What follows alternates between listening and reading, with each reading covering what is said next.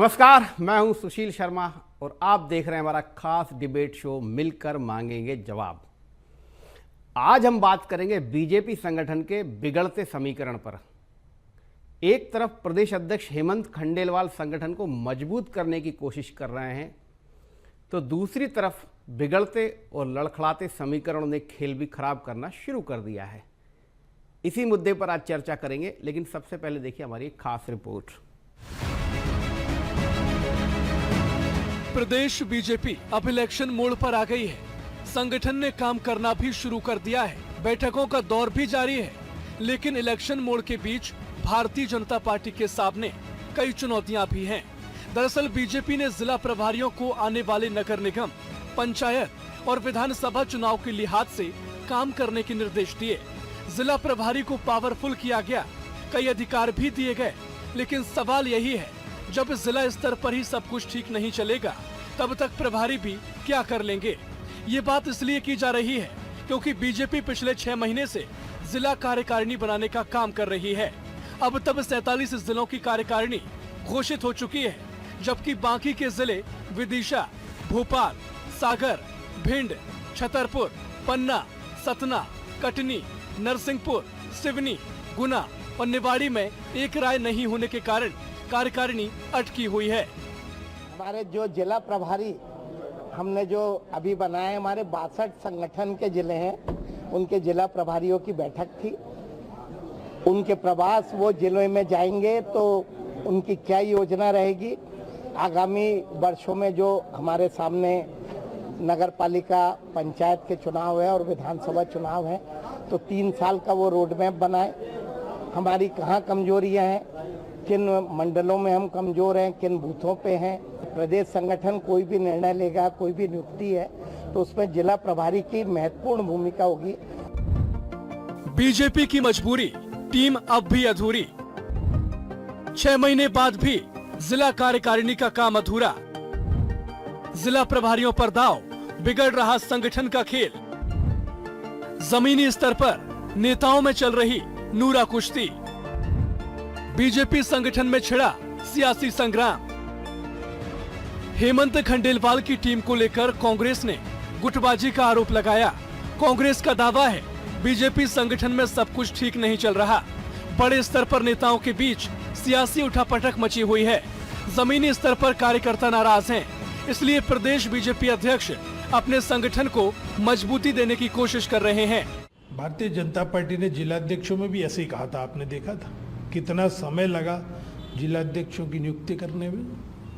Bharatiya Janata party ने प्रदेश अध्यक्ष के लिए भी यही बोला था, देखा आपने कितना समय लगा प्रदेश अध्यक्ष बनाने में।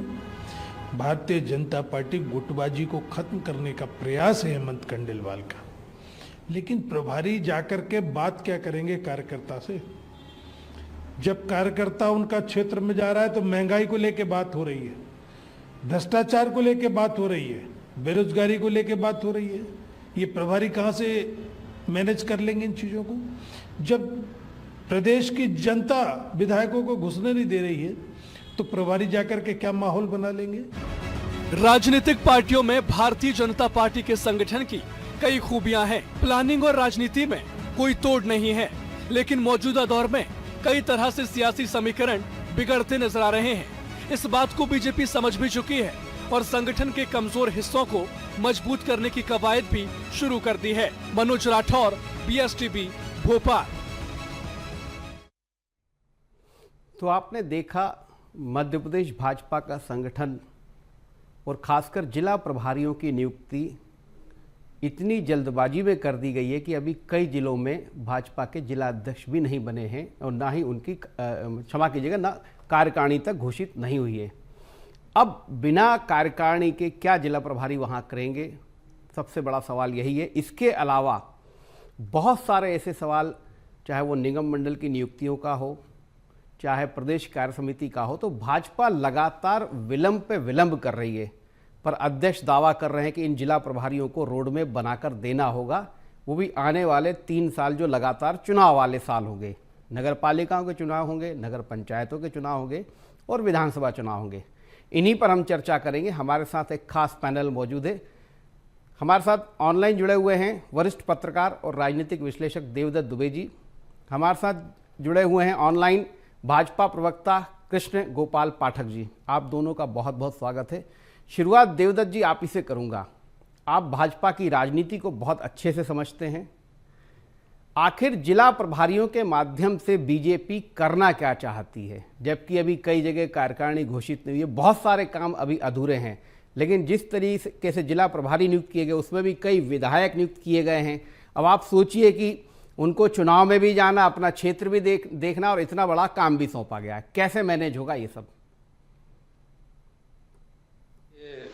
शर्मा जी बहुत दिनों से बीजेपी में निगम मंडलों की नियुक्तियों को लेकर जो टाला मटोलिया जो एडजस्टमेंट, तो इस सूची को आप देखेंगे तो बहुत सारे नाम ऐसे हैं जो निगम मंडलों के दावेदार थे या मंत्रिमंडल के दावेदार थे। तो एक तरह से एडजस्ट किया गया, इन सबको प्रभारी बनाया गया। कुछ सांसद, विधायक, पूर्व सांसदों को तो एक तरह से उन्होंने एक छटनी कर रहे हैं कि इनको यहाँ एडजस्ट करते चलो। और दूसरा, जिला अध्यक्ष जो कार्यकारिणी नहीं बना पा रहे थे, अब जो जिला प्रभारी जाएंगे वो भी मदद करेंगे कि हम कैसे आपकी मदद करें कि कार्यकारिणी बन जाए। कुल मिलाकर आप जानते हैं कि सत्ताधारी दल है, देश में, प्रदेश में बरसों से सरकार में है, कार्यकर्ताओं की अपेक्षाएं उफान पर हैं और 2 साल निकल गए हैं। अब सब बेसब्र और बेचैन हो रहे हैं कि हमें कब मिलेगा, हमारा बारी कब आएगी। तो उसी को एक तरह से व्यवस्थित करने में ये सब हो रहा है। और अब तो आप देख ही रहे हैं कि खुद क्षेत्रीय संगठन महामंत्री हैं जो छत्तीसगढ़ मध्य प्रदेश के अजय जामवाल, वो ही पूरा संगठन का काम देख रहे हैं। हितानंद शर्मा की जगह किसी और की नियुक्ति तो हुई नहीं है। और उन्होंने जब देखा पहली बैठक में, ये एक दिन में उन्होंने 5-6 बैठकें दी, तो उन्होंने कहा ये क्या है, क्यों विलम्ब हो रहा है, क्या हो रहा है, इतनी दिनों से क्यों टल रहा है। फिर उसी दिन शाम को ये जिला प्रभारियों की जो 62 जिलों के संगठनात्मक जिले उनकी सूची जारी हो गई। तो अभी भाजपा को बहुत सारे निर्णय लेना है, निगम मंडलों की नियुक्तियां करना है, मंत्रिमंडल का विस्तार करना है।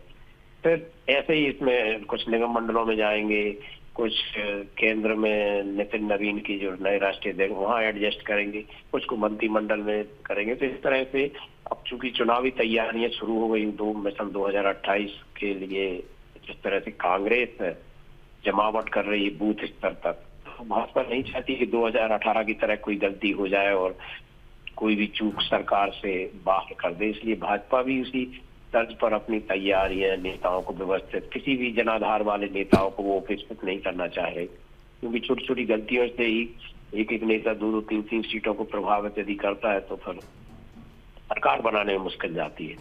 तो अब अजय जामवाल चूंकि बहुत बजे हुए संगठन के कर्ता धर्ता है, उन्होंने मध्य प्रदेश छत्तीसगढ़ के अधिकांश जिलों को नापा भी है, तो वो ये व्यवस्थित करने में जुटे हुए हैं। उसी में ये हो रहा है कि अब देखें कि जिलों की कार्यकारिणी नहीं मिल पाई, प्रभारी पहुंच गए, बैठक लेंगे, कैसे क्या होगा, ये सब बड़ा संगठन को ही देखना पड़ेगा कि आखिर इसका रास्ता वो क्या निकालते हैं।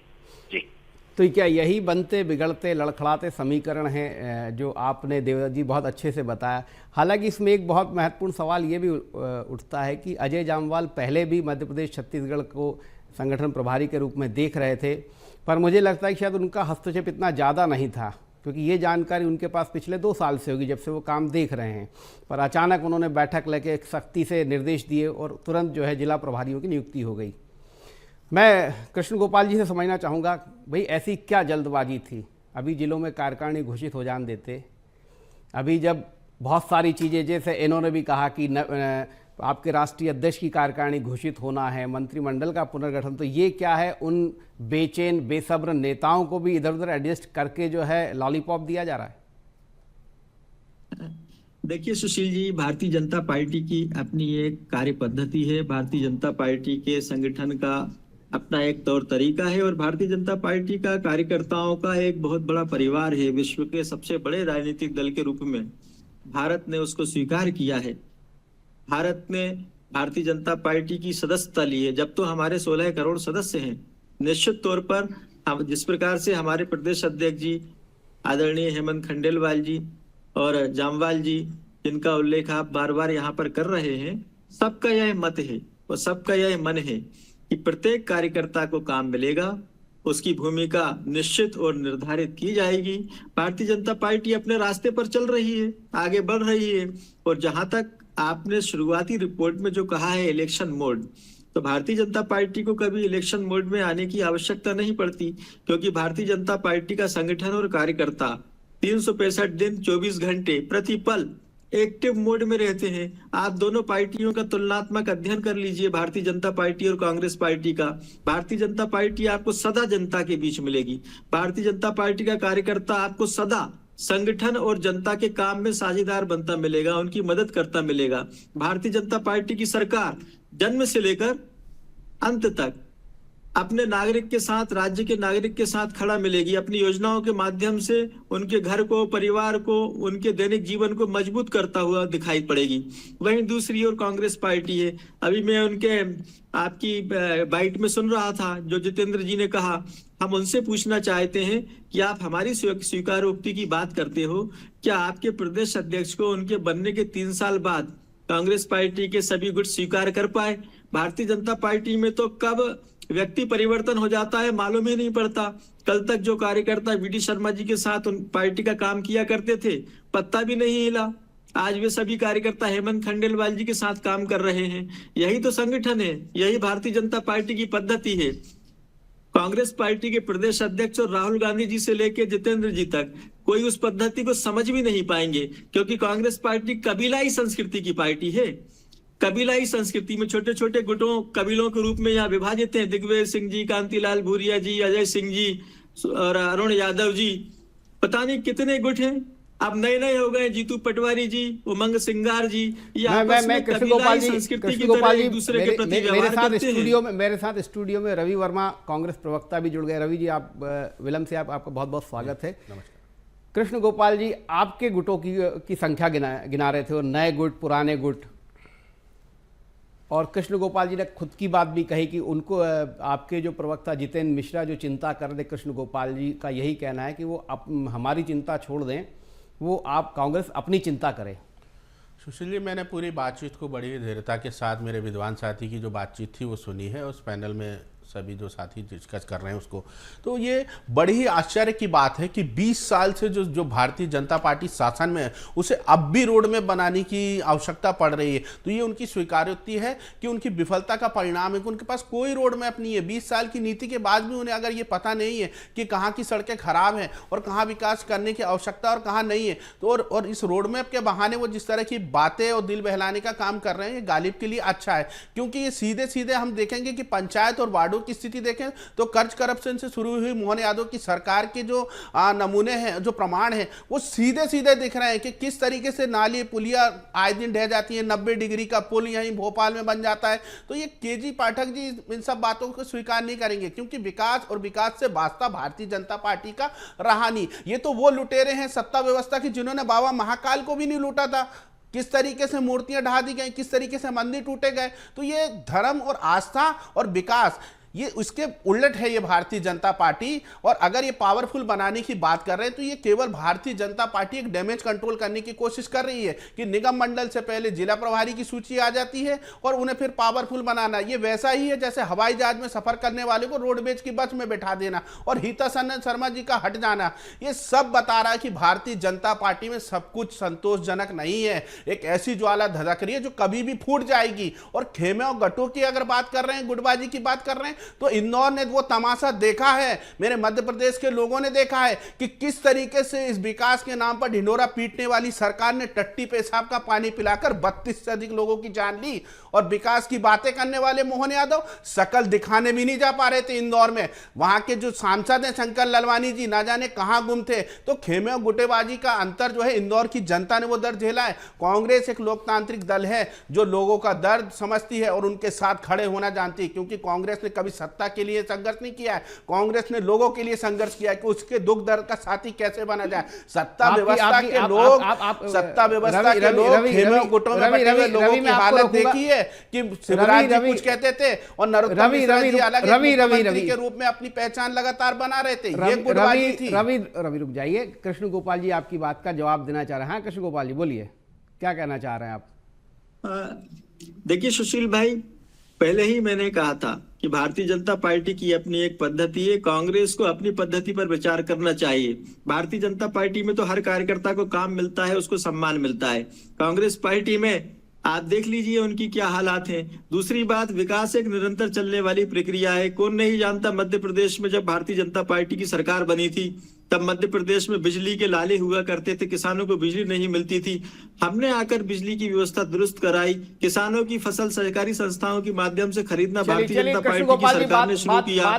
भारतीय बात संगठन की थी। मैं देवदत्त जी के पास जाऊंगा। देवदत्त जी, कृष्ण गोपाल जी ने एक बात बहुत अच्छी कही, बीजेपी का इलेक्शन मोड तो बहुत अच्छा है कि वो 24 आवर्स इलेक्शन मोड में, लेकिन सिलेक्शन मोड कहीं गड़बड़ हो गया है। ये सिलेक्शन मोड में कहां दिक्कत आ रही है? सुशील जी, सिलेक्शन भारतीय जनता पार्टी के कार्यकर्ताओं में से हुआ है। देवदत्त जी से समझ लेता हूं, वो बहुत अच्छे से भाजपा की राजनीति को समझते हैं, वरिष्ठ पत्रकार है, राजनीतिक विश्लेषक हैं जी। ये इलेक्शन और सिलेक्शन मोड में कहां दिक्कत आ गई है? देखिए, सब चीजें एक साथ नहीं हो सकती। भाजपा को पिछले कुछ वर्षों से चौंकाने की एक आदत पड़ गई है, सरप्राइज देने की, तो उसमें फिर सिलेक्शन गड़बड़ा जाता है। आपको चौंकाना प्राथमिकता पे है कि सिलेक्शन की क्या, आप देखेंगे कितने भी फैसले आप देख लो उनके, चाहे वो राष्ट्रपति का हो, लोकसभा अध्यक्ष का हो, 3 राज्यों के मुख्यमंत्री का हो, अभी की राष्ट्रीय अध्यक्ष का हो, इनको जो चौंकाने वाली जो अभी एक तरह से थीम पसंद आ रही है, उसमें सिलेक्शन गड़बड़ हो सकता है। क्योंकि आप इन फैसलों को देखोगे तो एक जनरल जो समीक्षा होती है उसमें हर एक में विकल्प थे बहुत सारे, लेकिन उन्होंने एक नया नाम, ऐसा नाम जिस पे कोई सोच नहीं रहा था। तो ऐसे ही अभी 45 वर्षीय नितिन नवीन को कौन समझ रहा था कि वो राष्ट्रीय अध्यक्ष बनेंगे? नहीं, मैं देवदत्त जी मैं उनके सिलेक्शन पे कोई वो नहीं कर रहा हूँ, वो बीजेपी का आंतरिक मामला है, वो अपने हिसाब से तय। लेकिन सिलेक्शन मोड कहीं ना कहीं ब्रेकर्स लगे हुए हैं, कहीं ना कहीं जो है समय पे सिलेक्शन हो नहीं पा रहा है। बात वो उस पर बताइए। देखिए, अंततः तो परिणाम देखा जाता है कि रिजल्ट क्या। कोई विद्यार्थी पढ़ाई करे कि हम स्कूल भी जा रहे हैं, ट्यूशन भी पढ़ रहे हैं, घर में ही पढ़ रहे हैं, फेल हो जाए तो क्या है? तो भाजपा चुनाव जीत रही है और उसके उन 2 लोगों को मालूम है कि चुनाव हमें जिताना है, किसी को ही बना दो अध्यक्ष, किसी को ही मुख्यमंत्री, किसी को ही कुछ। तो एक तरह से वो अपनी सिलेक्शन अपने हिसाब का करते हैं। क्योंकि अब एक कहते हैं, वैसे भाजपा वालों से पूछोगे तो हमारी एक पद्धति है जो काम करती है, व्यक्ति तो गौड़ होता है, एक सिस्टम है जो काम करता है। तो उनको फिर व्यक्ति की कहाँ वो रहेगा कि इसको एक ऐसा आदमी चाहिए जो मैनेजमेंट करे, क्योंकि उनका पूरा सिस्टम बूथ लेवल से लेकर राष्ट्रीय स्तर तक एक मैनेजमेंट ऐसा है कि जो तय रहता है कि किसको क्या भूमिका दी गई, किसको कौन काम, और वो करता है। तो अब इसमें इलेक्शन कैसा भी हो, अंततः इलेक्शन तो जीतना है, और इलेक्शन वो लगातार जीत रहे हैं, पंचायत से लेके पार्लियामेंट तक। पिछले 2 दशक से तो हम और आप देख ही रहे हैं कि वो लगातार चुनाव जीत रहे हैं। तो उनका यही सिलेक्शन है कि वो इलेक्शन जीतेंगे।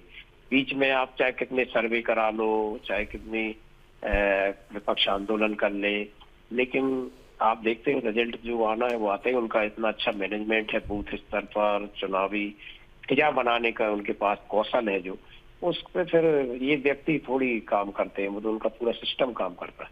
जी नहीं, बिल्कुल ठीक कह रहे हैं आप। भाजपा का चुनाव प्रबंधन तो बेमिसाल है ही, साथ में जो एक और बात है कि वो जनता की नब्ज को समझ लेते हैं। समझने की कोशिश कांग्रेस भी करती है, लेकिन उसको ज़मीन तक ले जाके उसको संघर्ष के रूप में तब्दील करने में कहीं ना कहीं कांग्रेस पिछड़ जाती है। के.जी. पाठक जी, सबसे बड़ी बात ये कि इसमें आपने कुछ विधायकों को भी शामिल कर लिया, कुछ दावेदार भी हैं। विधायक ऑलरेडी बहुत व्यस्त रहता है और चुनाव के समय में बहुत दिक्कत आएगी। ये कैसे जिला प्रभारी के रूप में ये दोनों के बीच कैसे सामंजस्य बिठवा पाएंगे आप? देखिए सुशील भाई, भारतीय जनता पार्टी का जो कार्यकर्ता होता है वो संगठन निष्ठ होता है, विचार निष्ठ होता है। वो इस बात की परवाह नहीं करता कि कल क्या था, आज क्या हूं। संगठन जहां लगा देता है, सूचना के बाद सोचता नहीं है।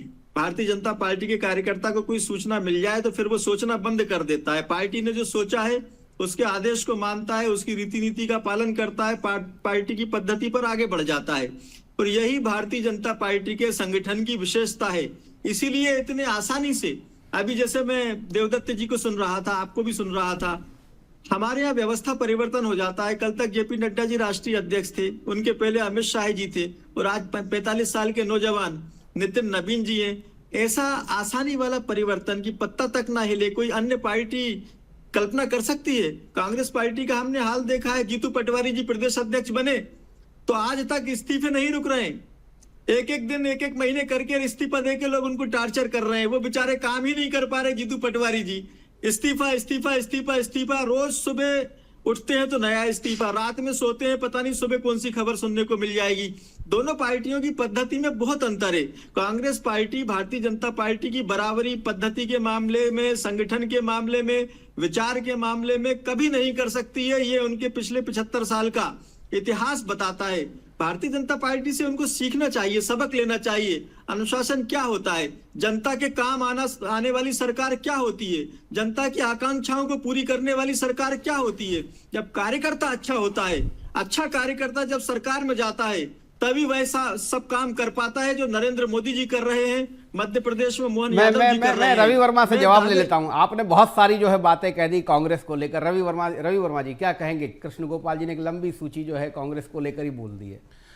देखिए सुशील जी, एक लंबी सूची नहीं है, एक बड़ा उबाऊ भाषण था जो जनता से सीधे परे है, जो जनता की आकांक्षाओं से सीधे परे है। इसलिए आकांक्षाओं से परे है क्योंकि मध्य प्रदेश में जो मैं कह रहा हूँ भय, भूख, भ्रष्टाचार कि एक जो दलित आदिवासी किसान है वो उर्वरक खाद के लिए लगे लगे अपना दम तोड़ देता है और उस उर्वरक खाद नहीं मिलता है। स्वच्छ पानी के लिए 32 लोग जान गंवा देते हैं। अगर यही जनता की आकांक्षाओं के बदले में उसका विकास है तो ऐसा विकास भारतीय जनता पार्टी का किसी को पसंद नहीं है। और ये मोदी के कसीदे गढ़ रहे हैं या इनके नवीन जी के किस तरीके से सिलेक्शन होता है इनके सत्ता संगठन में, वो सब देखा है कि दूसरा कोई दावेदार ही नहीं है। किस तरीके की पर्ची सिस्टम चलती है। ये कांग्रेस एक लोकतांत्रिक दल है जहां सुझाव और विचार होते हैं, प्रचारक नहीं होते हैं। वहां केवल प्रचारक होता है, प्रचार करो प्रचार करो प्रचार करो, झूठ बोलो रात दिन। ये वही बातें कर रहे हैं। इन्हें पता ही नहीं कि उसी जीतू पटवारी जी के नेतृत्व में हमने बुधनी में शिवराज सिंह चौहान जी को आईना दिखाया है। एक उपचुनाव में इनके कैबिनेट जो मंत्री थे उनको हराने का काम किया है। तो ये जीतू पटवारी की कांग्रेस है जो लगातार भारतीय जनता पार्टी को चेता रही है और ये बता रही है कि किस तरीके से आप कर्ज करप्शन में मध्य प्रदेश की जनता की हालत को किस तरीके से पतला कर रहे हैं। अगर यही भारतीय जनता पार्टी को अपने आत्ममुग्ध रहना है तो वो रहती रहे, हमें कोई दिक्कत नहीं है। लेकिन जीतू पटवारी की कांग्रेस लगातार जनता की आवाज बनी है और वो जनता के साथ कंधे से कंधा मिलाकर लड़ेगी। जी देवदत्त जी, मैं आपसे एक फिर आप ही के पास आऊँगा। सबसे महत्वपूर्ण बात यह है कि देखिए बहुत जिलों में अभी कार्यकारिणी भी घोषित नहीं हुई है। सांसद बीजेपी के, जिलों में विधायक बीजेपी के और अब जिला प्रभारी, जिला अध्यक्ष स्वयं, इतने सारे लोगों के नाम रहेंगे। कैसे जो है सामंजस्य बैठेगा? ये मुश्किलें बढ़ जाती हैं जब पार्टी लगातार सत्ता में हो। तो बीजेपी राज्य में पंचायत से लेकर पार्लियामेंट तक बीजेपी है, तो कार्यकर्ताओं का पीछा स्वाभाविक बड़ी है। और जब इतने सारे लोग हैं स्वाभाविक है कि सब अपने 2-2, 3-3 नाम भी देंगे तो कितने नाम हो जाएंगे, उनमें से कैसे तय किया जाए। तो ये बड़ा मुश्किल होता है किसी भी राजनीतिक दल के लिए। दो अलग अलग चीजें हैं। शर्मा जी विपक्ष में होते हैं तो फिर पार्टी हाईकमान कमजोर होता है तो फिर नीचे के नेता कार्यकर्ता अपनी जिद मनवाने के लिए अड़ते हैं। लेकिन जब दल सत्ता में होता है, पार्टी हाईकमान मजबूत होता है तो नीचे बस उन्हीं नेताओं पर दबाव होता है। विधायकों पे होगा, उनके समर्थक उनसे कह रहे होंगे मेरा नाम आना चाहिए, सांसद से कह रहे होंगे, जिला अध्यक्ष से कह रहे होंगे, जिस दिन से जिला अध्यक्ष नियुक्त हुए हैं वे उनके लिए पोस्टर, विज्ञापन और बैठकों में जा रहे हैं तो उनको भी लग रहा होगा कि हमारे आदमी सेट हो जाए। तो ये राजनीतिक दल है, ये कोई भजन मंडलियां तो है नहीं। इनमें सबके अपने महत्वाकांक्षाएं हैं, सबके अपने लक्ष्य हैं और होना भी चाहिए। वो किस लिए आए हैं? राजनीतिक काम करने के लिए। आप यदि वैसा कहो तो बयान तो यही देंगे कि हम तो पार्टी के कार्यकर्ता हैं, दरी बिछाने का काम करते, जैसे अर्जुन सिंह कहा करते थे मैं पार्टी का सिपाही हूँ। कहने को कुछ भी कह लो, लेकिन अंततः तो साम दाम दंड भेद राजनीतिक दलों का उद्देश्य सत्ता पाना है और उसके कार्यकर्ताओं का पद पाना रहता है। तो ये मुश्किलें तो स्वाभाविक रूप से दलों के अंदर आती हैं। आज परिवारों में एकजुट होता है फिर तो ये राजनीतिक दल है। और बीजेपी इन तमाम मुश्किलों से गुजर रही है, उसका सामना कर रही है। वो तो उसका नेटवर्क कितना है, संगठन की धमक है, नेतृत्व की चमक है ऐसी कि बोल नहीं रहे लोग, लेकिन अंदर ही अंदर तो कसमसाते हैं कि आखिर हम इतने दिन से हैं, हमारा क्या हुआ, हमें क्यों नहीं कुछ मिल रहा है। तो ये सब दौर को बीजेपी इसलिए तो लगातार बैठ के हो रही, और अब जामबाज संभाल रहे हैं, तो देखो अब स्थितियां क्या बनती। ये आपने बहुत अच्छी बात कही देवदत्त जी कि लोग बोल नहीं रहे, लेकिन अंदर ही अंदर जो है कशमकश जो है बनी हुई है। वैसे भी ये बहुत महत्वपूर्ण है कि आपके 62 जो बीजेपी के संगठनात्मक जिले हैं, उनमें से 47 जिलों में ही बीजेपी अपनी अभी जिला कार्यकारिणी घोषित कर पाई है। जिला कार्यकारिणी घोषित होने के पहले आपने जिला प्रभारी बना दिए हैं, तो ये गुटीय संतुलन, ये सामंजस्य बनेगा या गुटीय असंतुलन बनने और ज़्यादा बढ़ेगा, ये बहुत देखने वाली बात होगी। मैं आप तीनों अतिथियों का बहुत बहुत धन्यवाद करता हूँ। आज के लिए बस इतना ही। कल फिर मिलेंगे किसी नए मुद्दे के साथ। तब तक के लिए नमस्कार।